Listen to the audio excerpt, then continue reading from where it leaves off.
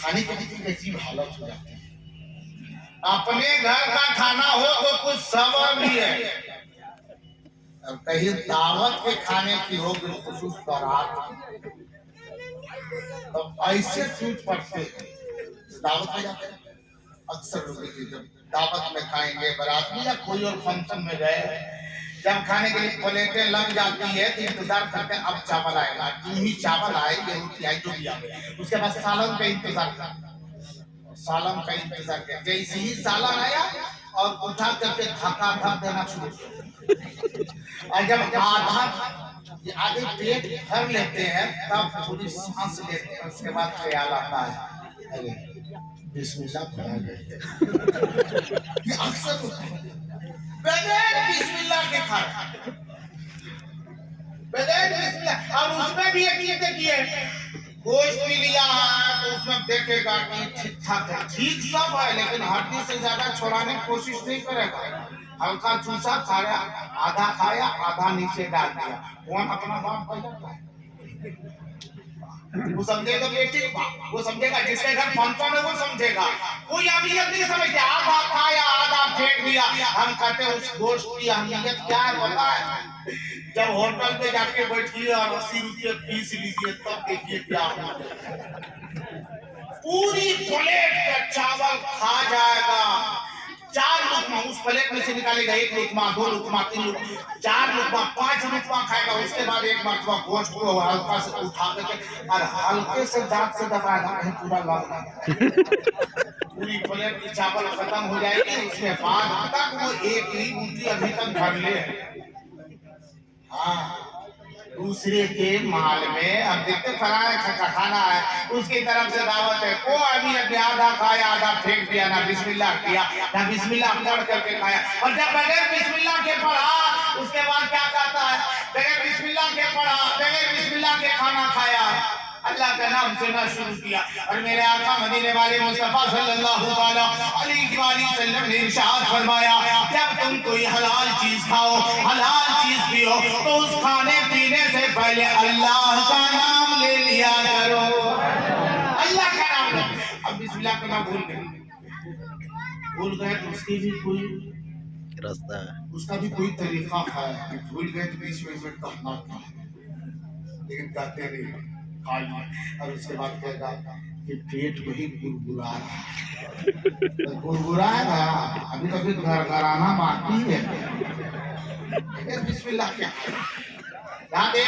एक बुजुर्ग फरमाते बात आनी तो सुना। एक बुजुर्ग फरमाते हैं कि अगर तेरा कोई दुश्मन है, दुश्मन, और वो दुश्मन तेरी जानकारी के बगैर, जबकि तुझे पता नहीं कि वो मेरा दुश्मन है, लेकिन वो तेरा दुश्मन है, तेरी दुश्मनी उसके दिल में है, और तुझे पता नहीं कि वो मेरा दुश्मन है, इतना जानते हो वो मेरा दोस्त है, और तेरे अनजाने में, तेरे इल्म के बगैर, तेरी जानकारी के बगैर तेरे खाने में उसने जहर मिला दिया, जहर, और तुझे पता नहीं इस खाने में जहर मिला हुआ है, और तू उस खाने को खाया, तुझे दावत में बुलाया, दोस्ती निभाने हुए बुलाया, तू सोचा कि हमारा दोस्त है, दोस्ती निभाने जाता हो, दोस्त के घर खाना खाता हो, लेकिन दुश्मनी की बुनियाद पर उन्होंने चुपके से तेरे खाने में जहर मिला दिया। अब खाने में जहर मिलाया, तुझे इल्म नहीं, तुझे पता नहीं, तुझे जानकारी नहीं, और उस खाने को तूने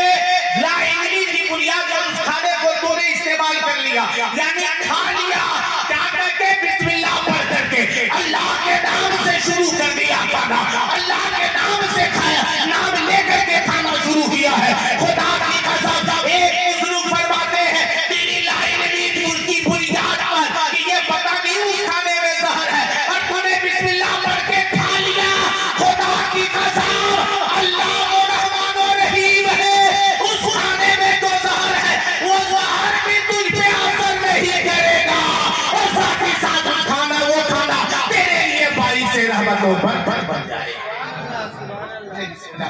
आज तक तो बिस्मिल्लाह हाथ तक भी सही से नहीं धोते, आज तो सही से हाथ भी नहीं धोते, और खास करके अभी जो मैंने बताया था कि बारात में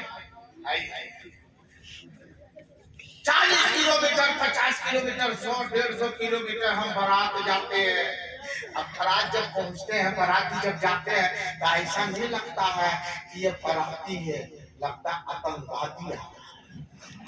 वो बम धमाका गांव पहुंचने से पहले उतरे तो पहले उड़ाए देता ऊपर में, और उड़ाने के बाद कह देगा कि सावधान आ गया है, लगता है लुटेरा। और उसके बाद पूरा मोहल्ला बाहर निकल जाता है लुटेरा देखने के लिए। इतनी दूर से आया, जो ही नाश्ता वगैरह दिया गया, जब खाने की बारी आती है ना, प्लेटें लग गई, खड़ा के सब जाकर के बैठ जाता और बगैर हाथ धोए खाना शुरू कर देता है। यो पता नहीं है, ये भी पता नहीं है कि ये हाथ कहाँ कहाँ हिजरत किया। अब कैसे बगैर धोए और उसके बाद में कहेगा ये खाना तो ठीक है था, लेकिन पेट में गैस हो गई। तो गैस नहीं होगा तो मेरा हथवा कितना गैस था। उसका क्या बोले तेरा हाथ साफ सुथरा नहीं है, जरासीम नहीं तेरे अंदर पेट के अंदर जाएंगे तो क्या जाएगा। इसलिए मेरे मुसलमान भाइयों, ये पैगाम कोई और देने वाला नहीं है।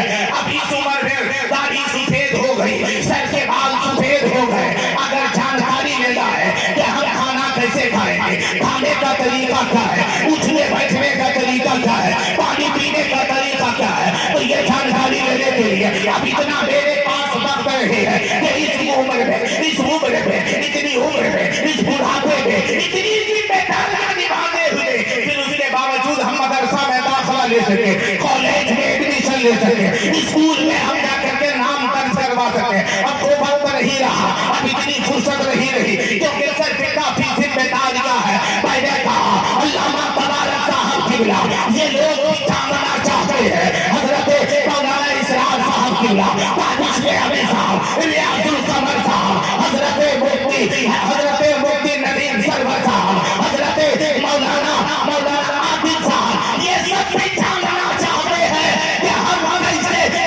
कैसे उठने बैठने का तरीका जा रहा है। अब एडमिशन लेने का वक्त नहीं, मदरसे में पढ़ने का समय नहीं, हम कैसे इसको सीख सकते हैं।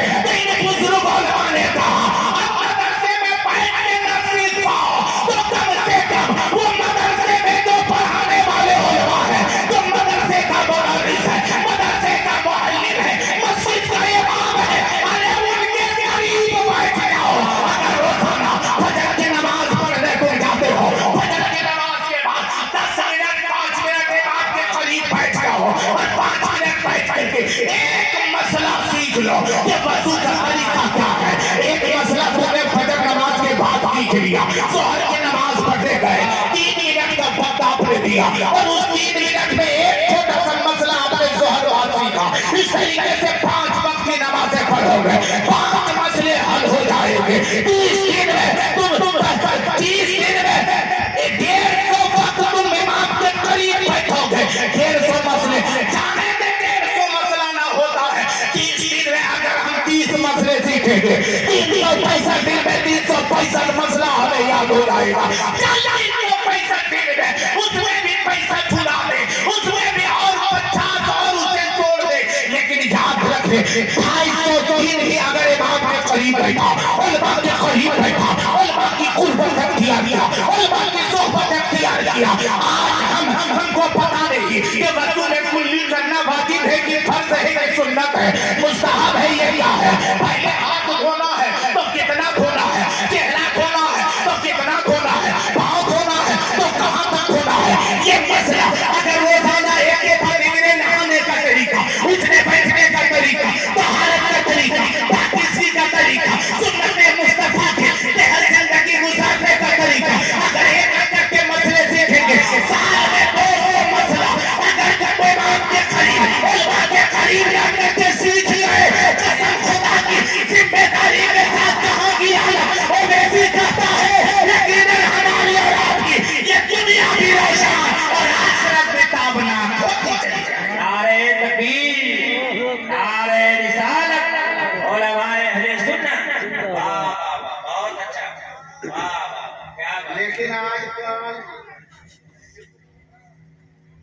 और बात से सीखता कौन है? बोलने का स्टाइल देखो। तुझे तो मौलवी को भेजने नहीं देता। सही है कि नहीं? सही है तो मुड़ियो ही याद कर आदत बनी है ना, आदत बनी है। बदमाशी कर देता हमने बतिया के सुन लो, बोले याद रखना। अरे ठीक है, ये मदरसा को लोग आजकल मदरसा नहीं समझ रहे, यतीम खाना।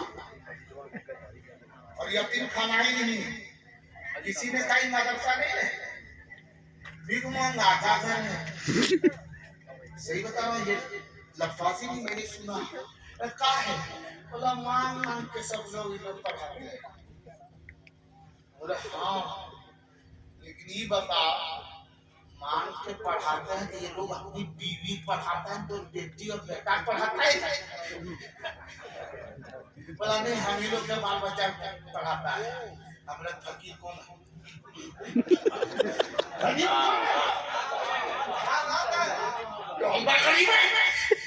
ये तेरे लिए मांगता है, तेरे लिए।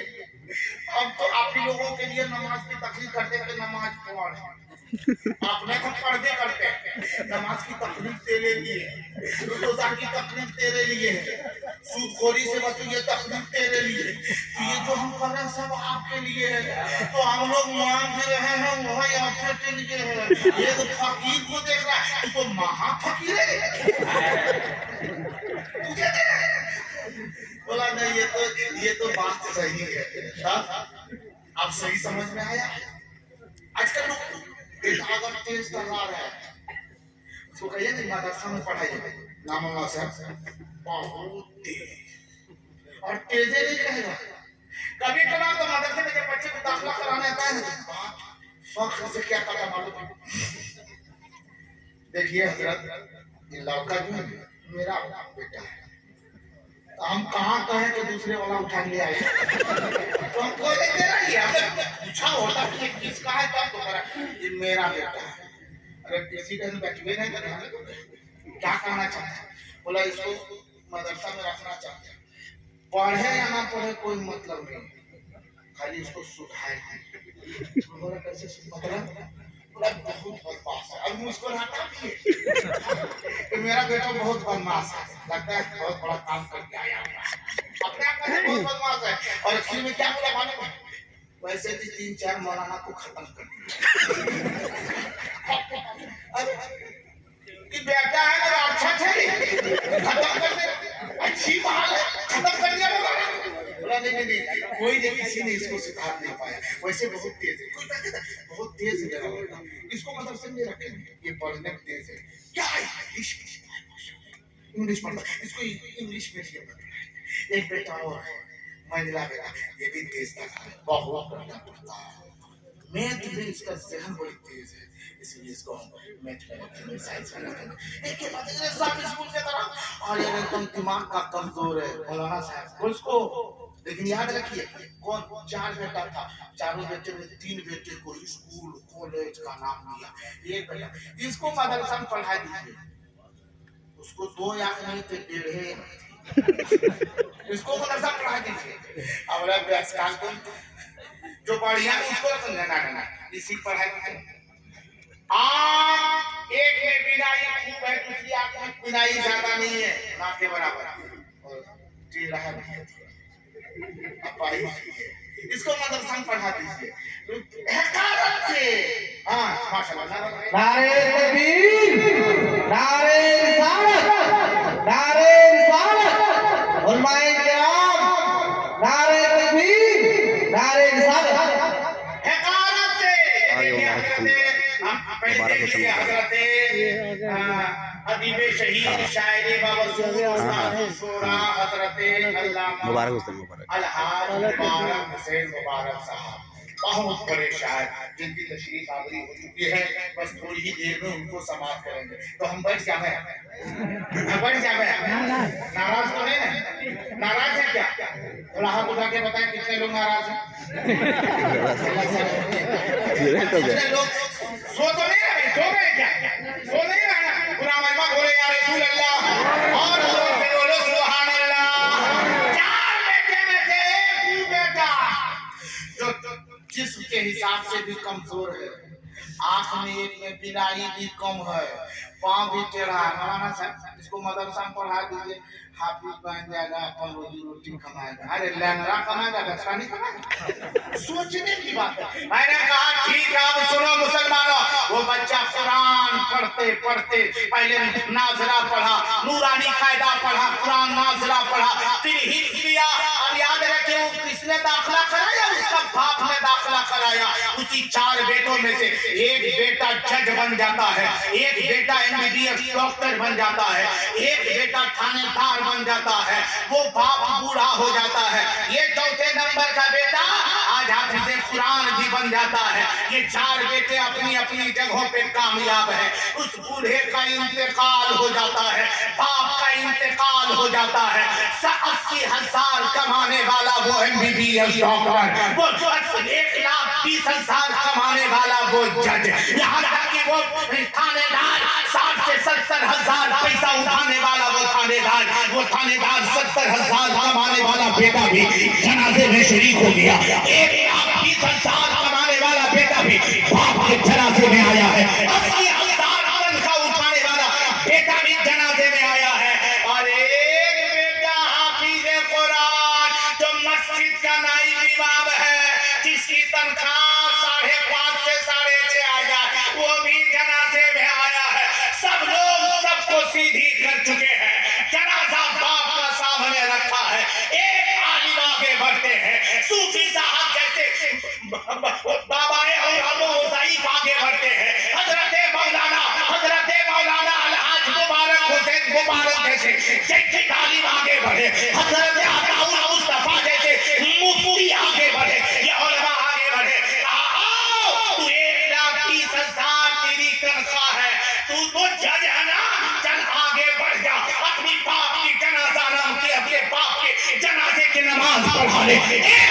1,20,000 कमाने वाला वो बेटा कहता है नहीं, जनाजा में नहीं पढ़ा सकता, अलबत्ता जो गुनहगार नहीं है उसको गुनहगार मैं साबित कर सकता हूँ, जो यकीनन आजादी के काबिल है, जो सजा के काबिल नहीं उसको सजा दे सकता हूँ। मैं इधर से उधर से इधर उलट फेर तो कर सकता हूँ। जनाजा पढ़ाने का इल्म मुझे नहीं है। 80,000 कमाने वाला वो बेटा आगे उसको आगे खींच के लाया गया और मैंने कहा चल तेरा बाप है, जनाजा कौन पढ़ाएगा? इसकी विरासत की जिम्मेदार तू हो, इसके माल को तूने रखा, इसके पैसे को तूने अपने पैदल बनाया है। चल आगे बढ़, बाप की जनाजे की नमाज पढ़ा। वो भी बेटा आगे बढ़ के जनाजा पढ़ाने को तैयार नहीं, तीसरा बेटा भी जनाजा पढ़ाने को तैयार नहीं। अब आगे यकीनन जिस बेटे को हकारत की निगाह से देखते थे कि ये 6,500 कमाने वाला हमारा क्या करेगा, हमारी जिंदगी कैसे इस बेटे की कमाई से गुजरेगी, खुदा की कसम जब वो बेटा आगे बढ़ा है तो मरने के बाद भी बाप की रूह पुकार उठती है कि आज हमें पता चल गया कि दौलतदारी चीज नहीं होती है, मुस्तफा की शरीयत बहुत बड़ी है। नारे तकबीर, नारे रिसालत। आज हमारे अंदर ये कमियां हैं, अपने बच्चों को पढ़ाते नहीं। अभी एक जलसे में कहा कि देख रहे इतने बच्चे हाफिज़े कुरान बने हैं, अब उनका दिल नहीं फटता है, दिल नहीं तड़पता है कि मेरा बेटा भी हाफिज़े कुरान बने। कोई कुछ नहीं बोला। एक आदमी बोला हजरत तड़पता तो जरूर है कि मेरा बेटा हाफिज़े कुरान बने, लेकिन जब घर देखते हैं कि हाफिज बनेगा तो दिल पाक हो जाता है। 6,000 तनख्वाह जब सोचते हैं तो दिल फटने लगता है। ये किसने कहा? अच्छा एक चीज बताइए, ये कौन भी ऐसे अपने मन की तनख्वाह दमदाने सदर सेक्रेटरी गांव के मेंबर, जैसे ही इमाम साहब दूसरा इमाम आया वो इमाम, हम तो कभी कभार कहते हैं कि बापू मौत का वक्त अल्लाह ने मुकर्रर कर दिया है, हम पता नहीं कि कब मौत होगी। भी जैसे हम आपके यहाँ तकरीर पढ़ रहे हैं, सुन रहे हैं, नात पढ़ रहे हैं, नात सुन रहे हैं, सुभान अल्लाह अल्हम्दुलिल्लाह कह रहे हैं, लेकिन ये किसी को पता नहीं कि कब सुबह में से सब रहेगा कौन जाएगा। अल्लाह ही बेहतर है। मौत की कोई गारंटी नहीं, हम जानते कब आएगा। मौत और इमामत में ज्यादा फर्क नहीं है। इमामत में ज्यादा फर्क नहीं, हजार पढ़ा लीजिए कोई गारंटी नहीं कि जोहर पढ़ाने मिलेगा। तो 8 बजे सदर साहब आ जाएगा, हजरत हजरत जाइए इमाम इमाम यस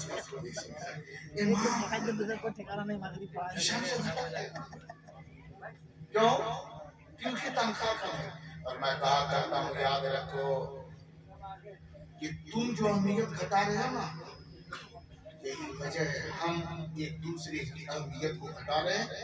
यही वजह है कि आज दुनिया हमारी इस्लाम की शान को घटाने में लगी हुई है, क्योंकि हम उसको नहीं समझते। एक चीज हम सोचते हैं कि ये चीजें सस्ती, हम कितने सस्ते में कुरान की तालीम दे देते हैं, हाफिज़े कुरान बना देते हैं। और जो चीजें सस्ती होती है ना, उसकी अहमियत लोग नहीं समझते। जब अभी देखते कि बाजार में गोभी गोभी गोभी समझते हैं, समझते हैं गोभी, हाँ 3 रुपये में इतना बड़ा बड़ा गोभी थे। हाँ। लेकिन इस वक्त गोभी का सीजन नहीं था, उस वक्त आधा किलो लीजिए तो 85 रुपया। वो आधा किलो लेकर के आता था और आने के बाद अहिया से बोलता था बीवी से, इसको 3 टन करना है, 85 रुपया। और अभी 3 किलो का एक ठो लेकर के आता है, कभी नहीं कहता 3 टन एक खत्म कर दो, कोई टेंशन नहीं। जो चीजें सस्ती होती है उसकी अहमियत तुम नहीं समझते हो, हम नहीं समझते हैं। लेकिन याद रखो, जो चीजें दुनिया में सस्ती होती है आखिरत में बहुत महंगी फरोख्त की जाती है, बहुत महंगी बिकती है, उसकी अहमियत बहुत ज्यादा हुआ करती है। जानते आज हम उलमा की इज्जत को नहीं समझते, उलमा के एहतराम को नहीं समझते हैं। ईद की नमाज बस आखिरी बात सुनने के लिए तैयार है? अरे जोर से बोले तैयार है? हाँ हाँ, ईद की नमाज पढ़े कभी? अरे जोर से बोले ईद की नमाज पढ़े हैं?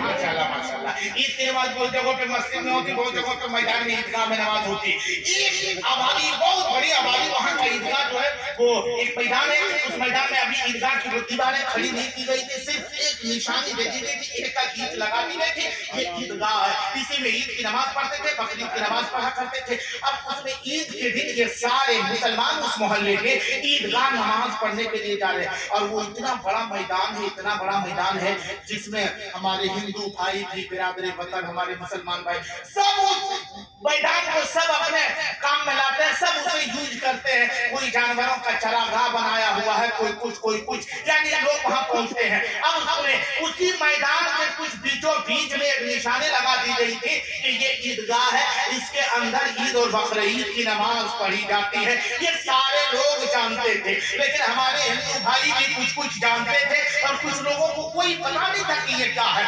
उसी मैदान में लोग गाय वगैरह जानवर को चराने के लिए आते, हमारे हिंदू भाई आया था। उनमें से जब देखा ईद के दिन सुबह सुबह ये मुसलमान लोग, ये मुसलमान अचानक सफेद कपड़े टोपियां सर पे लिए हुए चले आ रहे हैं। एक हिंदू भाई ने अपने बिरादरी हिंदू भाई से पूछा था, भाई ये बता दे कि आखिरकार ये मुसलमान इतनी तादाद में इधर क्यों सुबह सुबह आ रहे हैं? तब उसने कहा अरे तुझे पता नहीं है, आज ईद की नमाज है, इसलिए ईद की नमाज पढ़ने के लिए आ रहे हैं। उन्होंने कहा भाई ये बता ये ईद क्या है, नमाज क्या है? आप थोड़ी देर में देख लेना, वो देख रहे एक ईद की निशान लगाए हुए हैं, उसके बीच में आकर के वो लोग ईद की नमाज पढ़ेंगे। और जब वहां लोग सारे मुसलमान पहुंच गए, सफेद सीधी हो गई, तब इस हिंदू भाई ने कहा था, वो भाई जो थे यकीनन आज उसका नाम मैं भी जानता हूँ, ये कोई लतीफा नहीं है, यकीनन मैं नाम भी जानता, मैंने सुना उससे जाकर के पूछा भी था, खुदा की कसम उन्होंने सारी बात बताई थी कि उन्होंने कहा भाई चल करके देखते हैं कि आखिरकार ये मुसलमान क्या करते हैं। वो हिंदू भाई कहते हैं कि मुझे पता है ये लोग ईद की नमाज पढ़ते हैं, साल में जब ये महीने का रोजा रखते हैं, रोजा 30 दिन 29 दिन का पूरा हो जाता है, फिर उसके बाद ये खुशी में ईद की नमाज पढ़ते हैं। कहा चलो चल के देखें ये नमाज कैसे पढ़ते हैं। जो नहीं जानता था, जानने वाले अपने भाई को लेकर के वो ईदगाह के करीब आया, किनारे आकर के खड़ा हो गया। लेकिन अजब हालत है, कहाँ देख ये लोग नमाज कैसे पढ़ते, सफेद सीधी लगा दी गई है, सब कांधे से कांधा मिला करके खड़े हैं। अचानक वो आदमी जो कर रहा था चलो चल के देखेंगे कि ये लोग नमाज कैसे पढ़ते, अचानक वो रोने लगा। और जब रोने लगा तो उसके साथ में जो सिखाने बताने आया था उसी का बिरादरी, उन्होंने कहा तुम क्यों रो रहे हो? ये लोग आया है अपना धर्म का काम करने, तुम काहे रो रहे हो? बोला हमको ठीक नहीं लग रहा है। क्यों नहीं ठीक लग रहा है, क्यों रो रहे हो? मेरा दिल फट रहा है। कहा क्यों, वजह क्या है? जानते उसने क्या कहा कि सब लोग कांधा से कांधा मिला के खड़े हैं, बेचारा ये अकेले आगे खड़ा है, यह देख के दिल फट रहा है। ना उसका दाहिना बगल कोई है, ना बायां बगल कोई है, ये अकेले वो खड़ा है। कौन गलती किया कि उसको सब लोग छाट इमाम साहब अकेले छाटा नहीं किया। बोला नहीं देख रहे, कोई बायां भी नहीं कोई दायां नहीं, सब कांधा से कांधा मिलाया और उसको अकेले आगे खड़ा कर दिया। तो वो हिंदू चाचा भाई ने जिसका नाम था बापदेव, नहीं सुना, उन्होंने उसको समझाया कि सो वो इमाम है, जोर से बोलो सुभान अल्लाह, वो इमाम है। बोला मतलब, बोला ये सब के सब जितने कांधा से कांधा मिला के खड़े हैं ना, ये सब मुक्तदी है और वो इमाम है। कहा क्या मतलब? उन्होंने कहा कि ये झुकेगा तो ये सारे लोग झुकेंगे, जब ये जमीन पे पेशानी रखेगा सर रखेगा तो ये लोग भी वैसे ही करेंगे, जब वो खड़ा होगा तो सब लोग खड़ा होंगे। बोला ऐसा क्यों करते? बोला ये इमाम के खिलाफ कोई काम इन लोग नहीं करता है, वो जैसे जैसे करेंगे ऐसे ऐसे करेंगे। ये लोग इमाम की इज्जत करते हैं, इज्जत। तब एक हमारे प्यारे वतन हिंदू भाई ने कहा था, पार्ले जी जब एक मुसलमान ये मुसलमान को जब अपने मस्जिद के इमाम की इतनी इज्जत करता है, उसकी ये झुके बगैर झुक नहीं सकता। जब ये कौम इमाम की इतनी इज्जत करता है तो नबी वाले मुस्तफा की कितनी इज्जत करता होगा, नबियों के ताजदार की कितनी इज्जत करता होगा। पता चला इमाम की शान बढ़ाने से मेरे आका मदीने वाले मुस्तफा सल्लल्लाहु अलैहि वसल्लम की अजमत लोगों के दिलों में बैठती चली जाती है। इसलिए मेरे मुसलमान भाइयों, अपने इमाम की इज्जत करो, इमाम की अजमत को समझो। अभी हाफिज कुरान, अल्हम्दुलिल्लाह, ये कुरान क्या है? अच्छा, ये भी अलमिया है। कुरान जल्दी लोग पढ़ते नहीं है, पढ़ते हैं दिन भर में 3 मरतबा 4 मरतबा मुंह धोएगा, नमाज पढ़े या ना पढ़े, वजू करे या ना करे, मुंह धोएगा, फेस वॉश लगाएगा, आज ससुराल जाएगा, नाक पुट्टी पर पुट्टी, पचाड़ा पर पचाड़ा, रंग पेंट करके चल दिया। और कहीं बीच में बारिश हो गई तो सब फैक्ट्री धोवाई दिया, 150 रुपया खर्च हो दिया, 150 रुपया पचड़वा लगा देगा। लेकिन जुमा में जब मस्जिद का डब्बा चलेगा, जैसी डब्बा आते देखेगा वैसे कहेगा 10 रुपया देने के बाद उसके बाद कुरान जब लोग पढ़ते नहीं है, कुरान 2-3 वक्तों में पढ़ा जाता है। अभी शब बरात के मौके पर हर घर में कुरान पढ़ाया जाए, कुरान खानी अच्छी बात है, कुरान खानी करवा रहे हैं और रोज घर में कुरान पढ़वा रहे हैं, रोज घर में कुरान पढ़वा रहे हैं। खुद पढ़े, खुद जानते हैं, खुद पढ़े, नहीं जानते अपना तेरा बेटा पढ़ता है ना, तेरे अपने बेटे को मुसल्ले पे बैठा के वापस करके खुद भी वापस मुकर के बैठ गया और बेटे से कहा बेटा कुरान पढ़। उधर बेटा तेरा कुरान पढ़ेगा, तू घर में होगा तू कुरान सुनेगा, तेरी बीवी घर में होगी वो कुरान सुनेगी, तेरे बड़े बेटे होंगे वो कुरान सुनेंगे। इधर कुरान पढ़ने वाला वो बच्चा कुरान पढ़ता चला जाएगा, इधर तुम लोग सुनते चले जाओगे। जितना पढ़ने वाले को अल्लाह सवाब देगा, सुनने वाले को भी अल्लाह सवाब अता फरमाएगा। और साथ ही साथ सबसे बड़ी बात ये होगी कि जिस जगह में कुरान पढ़ा जाएगा उस घर में रहमत और अनवार की बारिशें होगी, उसमें बरकत का नुज़ूल होगा। कुरान पढ़वाओ, कुरान पढ़वाओ। वैसे तो आदमी जब मरने के करीब हो जाता है ना तो हम आप सब मशवरा क्या देते हैं? आप दादा ना अजीब ना घर घर चालू तो इमाम साहब को बोला इमाम साहब तो इमाम साहब की करेगा ना कमांडर गलबा दबाएगा नहीं उसको बुलाओ सूरह यासीन पढ़ेगा आखिर इमाम साहब पहुंचे सूरह यासीन शरीफ पढ़े यासीन अल कुरान अल हकीम ये पढ़ रहा और बेटवा देख रहा है पापा मरने के लिए अबे कुरान मारने के लिए आया है हाँ लोग यही सोचते हैं कि यासीन पढ़ो बाप जल्दी मरेगा अगर ये ऐसा होता कि कुरान पढ़ करके आदमी को मारने का तरीका करना याद रहा कुरान पढ़ने से मरता नहीं है बल्कि बीमारों को अल्लाह कुरान के सदके में शिफा अता फरमा देता है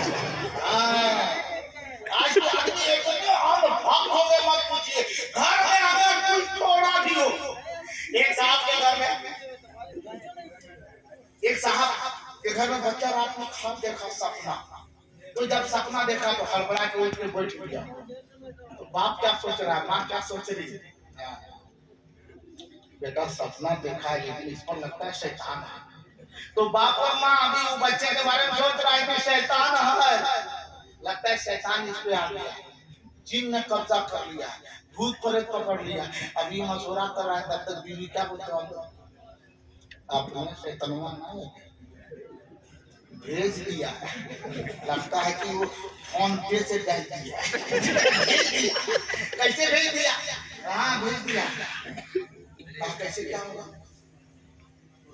दूर से ना आया बीवी क्या बोलते दूर से ये भी आया कहाँ से आया बोला तेरे को तेरा भैया तेरी भोजनिया है वही इसमें शैतान को सल्लत किया है अगर यकीन नहीं तो चल बाबा के पास हाँ अब कौन बाबा के पास लेके पहुंच नहीं मालूम है किस बाबा के पास बोला वो इतना पहुंचा हुआ बाबा है जो वहीं बैठ करके आंख बंद करके देख लेता है कि शैतान कहाँ बैठा है कहाँ खड़ा है वहीं देख के बता देता है बोला कौन बाबा बोला वो भगत जी बाबा वो बाबा जो जिंदगी में इस्तिंजा भी नहीं करते आप लोग इस्तिंजा करते हैं आप लोग से पूछ रहे हैं इस्तिंजा करते हैं माशाल्लाह दिल बाग साफ हो गया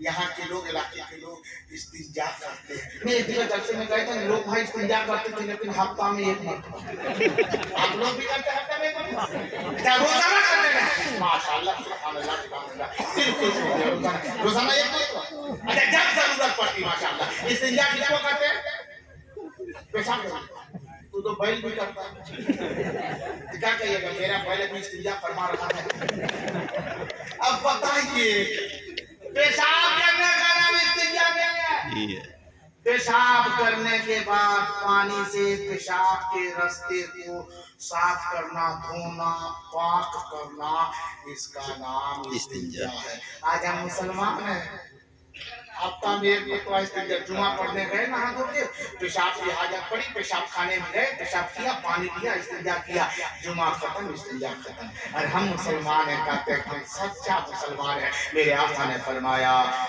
कि नज़ाफत को इख्तियार करो पाकीज़गी को इख्तियार करो तुम अपने कपड़े को पाक रख अपने जिस्म को पाक रख जिस बिस्तर पर सो वो बिस्तर को भी पाक रख अपने तन को पाक रख अपने रूह को पाकीज़गी रूह की पाकीज़गी चाहते हो तो जिस्म की पाकीज़गी का इख्तियार कर इंशाअल्लाह रहमान इसी तहारत के सदके में तेरी रूह भी पाक हो जाएगी तेरी रूह को भी अल्लाह जिला अता फरमाएगा तेरे अंदर यकीनन तरीक़े मुस्तफा पर चलने की तेरे अंदर कुव्वत व तवानाई अल्लाह अता फरमा देगा इसलिए मेरे मुसलमान भाइयों ये सब पैगाम बाजार में घूमने से नहीं उलमा के करीब बैठने से उलमा की खुरबत इख्तियार करने से उलमा की सुहबत इख्तियार करने से इंशाअल्लाह रहमान ये इल्म हमें और आपको इंशाअल्लाह हासिल हो जाएगा लिहाजा अपने उलमा की इज्जत करें एहतराम करें ताज़ीम करें जहाँ भी देखें दीनी इदारा है उनकी हमेशा मदद करें सदक़ात ज़कात अतियात वगैरह से उनकी इमदाद करते रहे ताकि हमारे